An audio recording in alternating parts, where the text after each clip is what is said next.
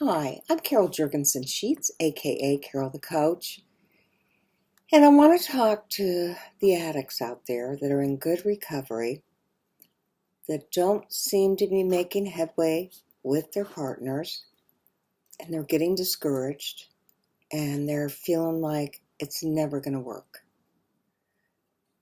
And I want to tell you, I wish that I could tell you that yes, it will.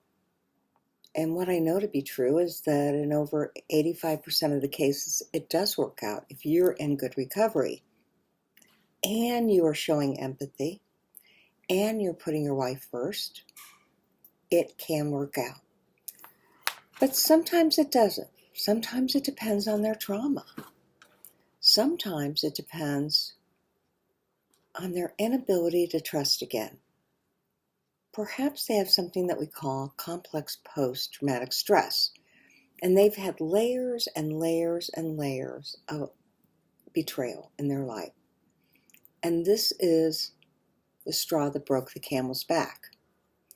If that's the case, then I'm going to implore and beg you to have integrity and to work this thing out to the best of your ability with that sense of, I'll do the next right thing even as you walk out the door.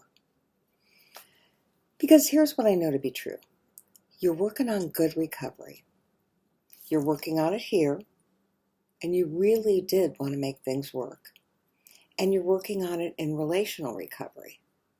And you were hoping that it would be enough to bring you back together. But if it doesn't, isn't it important to bring it back together anyway?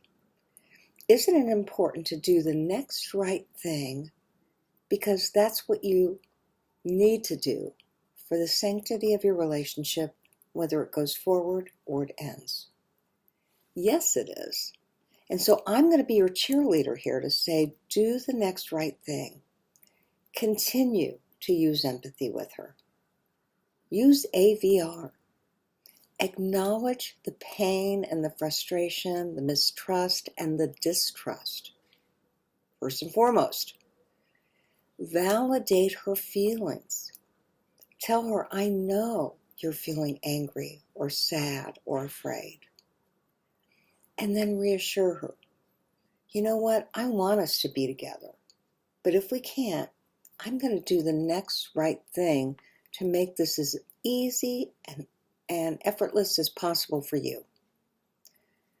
Because I love you, and because I owe you that, and because I want to show you that I've changed. I don't expect you to believe it. I don't expect you to know it. But I'm just going to keep doing the next right thing because it's the right thing to do. For you, my wonderful partner, and for my recovery. And, when you do things because it's the next best thing to do, you're always going to feel that sense of success. It's very hard when you can't make a relationship work. And I tell my couples, okay, we got to negotiate and compromise here. At the beginning of the relationship, when there's been betrayal, the addict pretty much should do whatever it takes to make her feel safe. And then as she grieves and she mourns and she tries to decide what she wants, the addict still needs to put her at top priority to show her that he's willing to do the next right thing. That third stage of relationship recovery is that she gets stronger and restores herself. The relationship gets stronger, and that's where we do the real couples work to make the relationship better. And everything else is restored. There's no doubt that when a partner experiences betrayal, she does not trust any longer. She doesn't even trust her higher power. And so we're looking for restoration in so many ways. And this is where you, the recovering addict, can do the next right thing, and you can say, okay, here's what I'm willing to do. I'm willing to make this easy on us both. And if you don't want to stay with me, I got it. I caused this problem. These are the consequences of my actions. And I've done too much damage. It's too little, it's too late. Even if it's huge. You know, when I work with recovering addicts, they do amazing work. They make monumental changes. But sometimes it's not enough. And when that's the case, it's not like you didn't do the next right thing, but it just may not be enough. So, hang in there, keep the conflict low, compromise and negotiate, show her that you'll do the next right thing even if you don't stay together.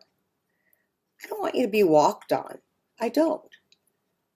But by phase 3 of recovery, and that's like in year 2 or 3, you should be able to have some concessions where you're getting your needs met and you're asking things of her.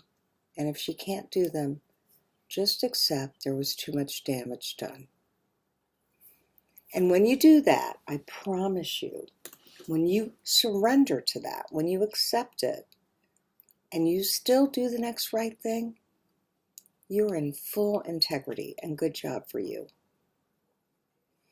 I hate making these videos because I want you to stay together. But here's what I know to be true. If she can't do it, you want to let her go so she can move on and live the life she deserves. And in actuality, so do you. So when she's absolutely finished and she said, I cannot do it any longer, and you're in the mode for divorce, that's when you get to vision, what do you want in the next relationship? What do you want for your life? What do you want for your outer circle behaviors? And how do you get that? How do you do it in integrity and be the man or the woman that you wanted to be? All right. This was a hard video to make because I got to tell you, you can see that I want you to make it. And I've seen many a relationship work. And the ones that haven't, I've even seen a percentage of those work after the fact, after the divorce has occurred.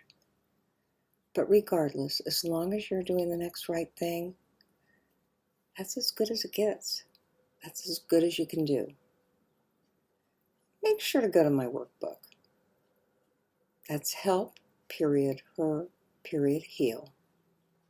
An empathy workbook to help sex addicts develop empathy for their partners to help them heal. I'm Carol Jurgensen Sheets, aka Carol the Coach, and I'll see you back here for some more sex help with Carol the Coach.